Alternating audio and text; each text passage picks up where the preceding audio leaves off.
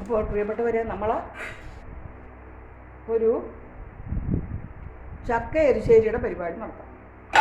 ചക്ക എരിശ്ശേരി അത് നമുക്ക്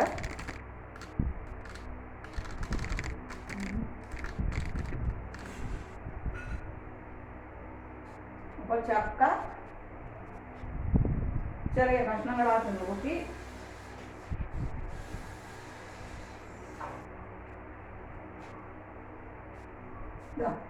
ഇത്രയും ചക്ക എടുത്തിട്ടുള്ളൂ കേട്ടോ. ഇത്രയും എടുത്തിട്ടുള്ളൂ, ചെറിയൊരു പങ്ക് ചക്ക, ചെറിയൊരു ഭാഗം. നമുക്കത് മതിയല്ലോ. ഓരോരുത്തരും അവരവരുടെ വീട്ടിൻ്റെ ആവശ്യത്തിന് എടുക്കുക. നമുക്കത് മതിയല്ലോ. അതെന്നിട്ട് ചക്കച്ചുള ചോളെ കുരു, ചക്കക്കുരു ചോളയെല്ലാം കൂടെ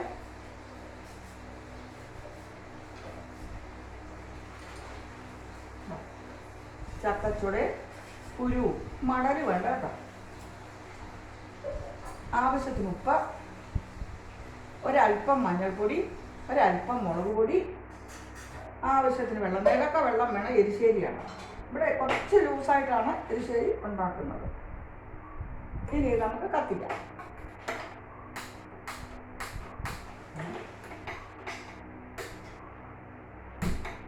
കത്തിച്ചു അടയ്ക്കാം. അപ്പോൾ ചക്ക ഒരു തുണ്ടി ചക്ക ചവണിയെല്ലാം കളഞ്ഞ് അരിയുന്നതിനൊക്കെ ഒരു പ്രത്യേകത ഉണ്ട്. കുരുക്കുരു പോലല്ല എരിശ്ശേരിക്ക് അരിയുന്നു.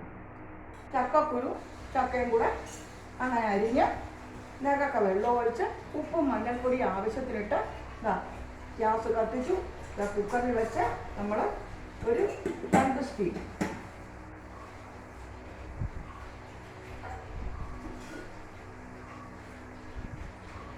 ആവി വരുന്നുണ്ടെങ്കിൽ നമുക്ക് സ്റ്റീം വയ്ക്കാം, വെയിറ്റ് വയ്ക്കാം.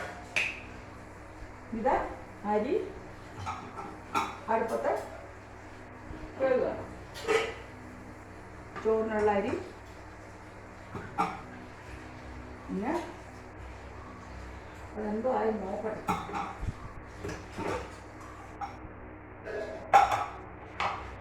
അത് നമുക്ക് നോക്കാം എന്തായാലും.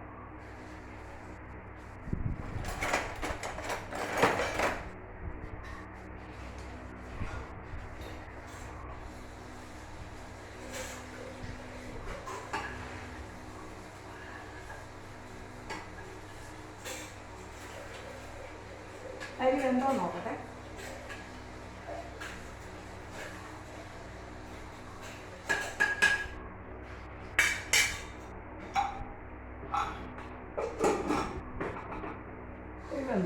ഒരു 5 മിനിറ്റ് കഴിഞ്ഞ് നമുക്ക് ഊറ്റാം.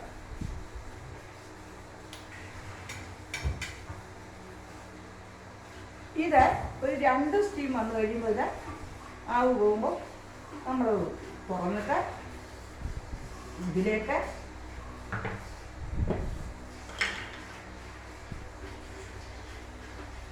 ജീരകവും വെളുത്തുള്ളി, ഒരു അല്ലി വെളുത്തുള്ളി, ഒരു നുള്ളു ജീരകം, ഒരു മൂടിയുടെ കുറച്ച് കുറവ് നാളികേരം അരച്ചിട്ട് ഇതിലേക്ക് കലക്കണം. ഒന്ന് ഉടച്ചിട്ട് കലക്കണം.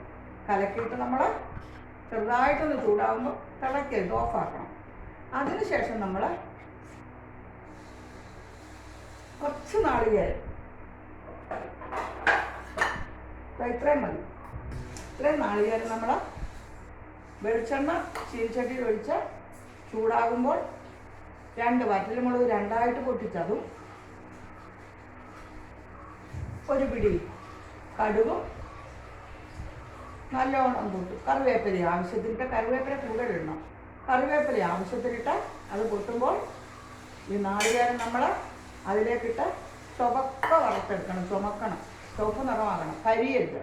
ചുവക്കൊരു ബ്രൗൺ, ഒരു ഗോൾഡൻ നിറമാകുമ്പോൾ നമ്മളതിനെ വാങ്ങിയിട്ട് ഈ കുക്ക് ചെയ്ത് വെച്ചിരിക്കുന്ന എരിശ്ശേരിയിലേക്ക് അത് ഒഴിക്കുക. ഒഴിച്ചു കഴിഞ്ഞാൽ പിന്നെ അത് ഇളക്കൊന്നും വേണ്ട, മുകളിൽ ആ വറവ് കിടക്കണം. ഇങ്ങനെ ചെയ്തു വരുമ്പോൾ ചിലർ കട്ടിയായിട്ട് എരിശ്ശേരി വയ്ക്കും. ഞാൻ കട്ടിയായിട്ടല്ല വയ്ക്കുന്നത്. ഇത് ഒഴിച്ച് കഴിക്കുന്ന കറിയാണ്. ഒരുപാട് വെള്ളവും ആകരുത്, കോരി എടുത്തൊഴിക്കണം. ആ പാകമായിരിക്കണം എരിശ്ശേരി. കുക്കിങ് ഒരു കലയാണ്. എല്ലാത്തിനും ഉണ്ട് അതിൻ്റേതായ അത് സമയമെടുത്ത് വൃത്തിയായിട്ട് ചെയ്താലേ അതിന് രുചി വരുള്ളൂ. പിന്നെ അതങ്ങനെ ഞാൻ എത്ര തിരക്കി പോയാലും കുക്കിങ്ങിൽ ഒരു തിരക്ക് പിടിക്കില്ല. കാരണം നമ്മൾ ഒന്ന് വെച്ചാൽ മതി, 2 4 പകരം അത് ചെയ്യുന്ന വൃത്തിയായിട്ട് ചെയ്യണം. അതിന് വേണ്ടി നിങ്ങളോട് ഞാൻ പ്രത്യേകം നിർദ്ദേശം തരികയാണ്. അതൊക്കെ നിങ്ങൾ കെയർഫുള്ളായിട്ട് ചെയ്യണം. എന്നിട്ട് അത് വാങ്ങിയോളൂ. ഇനി ഒരു 4 പപ്പടം കാച്ചും, ഒരു മാങ്ങാ ചമ്മന്തി അരയ്ക്കും. പിന്നെ ഒന്നും വേണ്ട. കുറച്ച് ചീര നമ്മുടേത് പൊട്ടിച്ചുകൊണ്ട് വെച്ചിട്ടുണ്ട്. അത് 3-4 ദിവസമായി. ഇനി കുറച്ച് മുളപ്പിച്ച ചീരയും അവിടെ ഉണ്ട്. അതിനെന്തോ ഒരു പേരൊക്കെ ഉണ്ടല്ലോ. ഇനി നമ്മൾ ചെറുപയറ് കടലയൊക്കെ മുളപ്പിച്ച് പാകിയിട്ട് അത് കുറച്ചൊന്നും ഇത്ര വലിപ്പമായതുണ്ട്. ഞാൻ വെള്ളം നനയ്ക്കുമ്പോൾ നിങ്ങൾ കണ്ടിട്ടില്ലേ അത്? അതും കൂടെ കട്ട് ചെയ്തിട്ട് ഒരു തോരൻ വയ്ക്കണമെന്നുണ്ട്. ഒരു പക്ഷേ വേണ്ട. ഈ എരിശ്ശേരി പപ്പടവും നല്ലൊരു മാങ്ങാ ചമ്മന്തി ആയാൽ നമുക്ക് കുശാലായിട്ട് ഉണ്ണാം. സംഭാരം ഇഷ്ടംപോലെ എന്നും കലക്കി വയ്ക്കും. അപ്പോൾ അത് കാരണം കൊണ്ട് അത്രയും മതി. ഈ ചൂട് കാലത്ത് ഒരുപാടൊക്കെ എന്തിനാണ്. ഇത് ഒന്ന് സ്റ്റീം വരട്ടെ. സ്റ്റീം വരുമ്പോൾ നമ്മൾ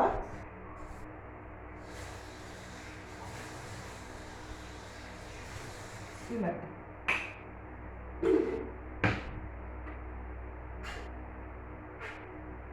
രാവിലെ നമ്മൾ ഇഡലി, മുളക് ചട്നി, മുളക്, ഉള്ളി, ഇഞ്ചി, ഇത്തിരി നാരങ്ങായും കറിവേപ്പില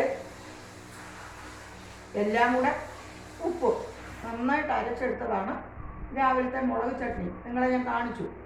പിന്നെ എനിക്ക് ഓട്സിൻ്റെ ദോശയുമായിരുന്നു. അത് കഴിഞ്ഞപ്പോൾ വൈകിട്ടത്തേക്കുള്ള കാര്യങ്ങൾ, ഉച്ചക്കത്തേക്കുള്ള കാര്യങ്ങൾ. ഇനി വൈകിട്ട് എന്താണെന്നുള്ളത് വൈകിട്ട് അല്ലേ? വൈകിട്ട് മിക്കവാറും ചോറിൻ്റെ ബാക്കി ചോറുണ്ടാവും. അത് കഞ്ഞിയാക്കും. എനിക്ക് റാഗിയോ ഓട്സോ എന്തെങ്കിലും നമ്മൾ അതിൻ്റെ പാകം പോലെ ഉണ്ടാക്കിയിട്ട് കഴിക്കും. ഇത് നമുക്ക് സ്റ്റീം വരാൻ തുടങ്ങി. ഇനി നമുക്കത്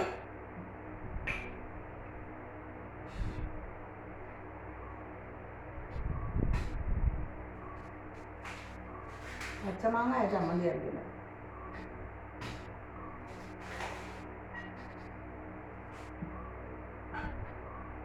ഒരു 5 മിനിറ്റ് വേണ്ട, ഒരു 3 മിനിറ്റ് കഴിയുമ്പോൾ ഇത് സ്റ്റീം വരും. 2 അല്ലെങ്കിൽ 3 സ്റ്റീം കഷ്ടി മതി. അപ്പോൾ ഇത് പാകമാകും. പിന്നെ സ്റ്റീം പോയി കഴിയുമ്പോൾ നമ്മൾ ഈ അരപ്പ് അതിലേക്ക് കലക്കി ഒരു ചെറിയ തിളക്കരുത്.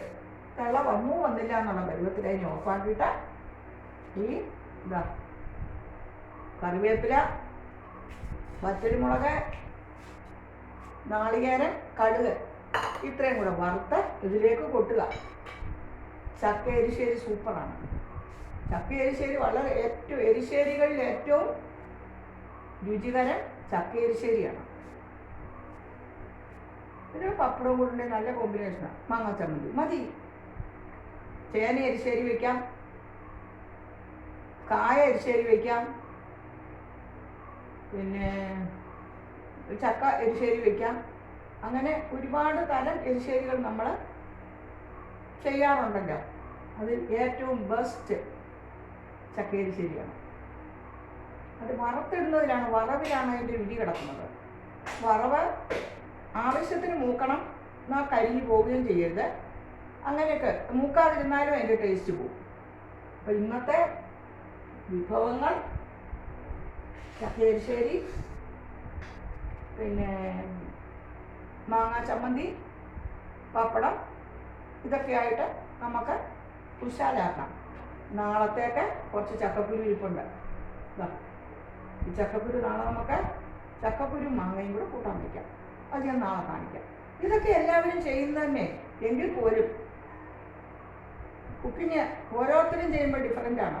ഒന്ന് തന്നെ ഓരോരുത്തരും ചെയ്യുമ്പോൾ അത് ഡിഫറൻ്റാണ്. ഓരോരുത്തരുടെയും പാചകത്തിൻ്റെ അഭിരുചിയും അഭിനിവേശമൊക്കെ നമുക്ക് മനസ്സിലാക്കാമല്ലേ.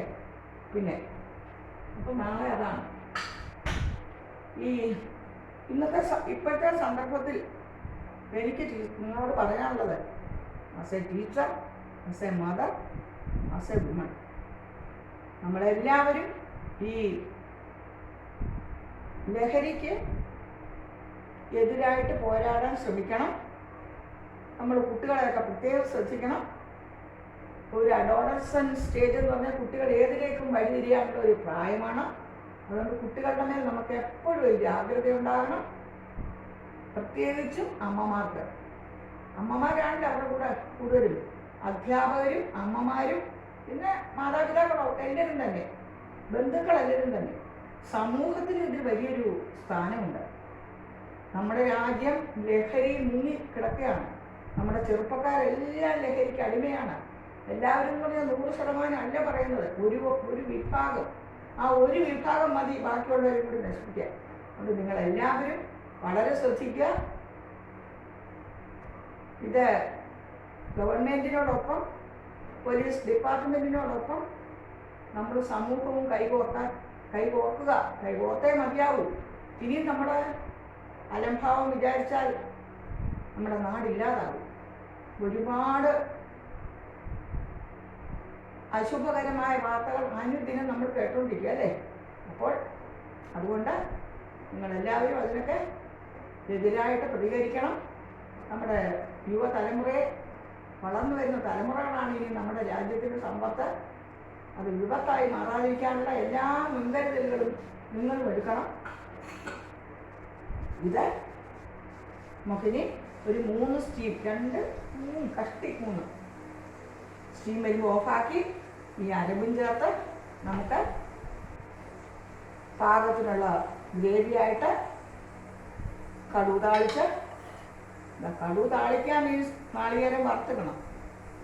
കഴിയുമ്പോൾ ഈ കൂട്ടാൻ റെഡിയാകും അല്ലേ? അപ്പോൾ അത് നമുക്ക് നോക്കാം.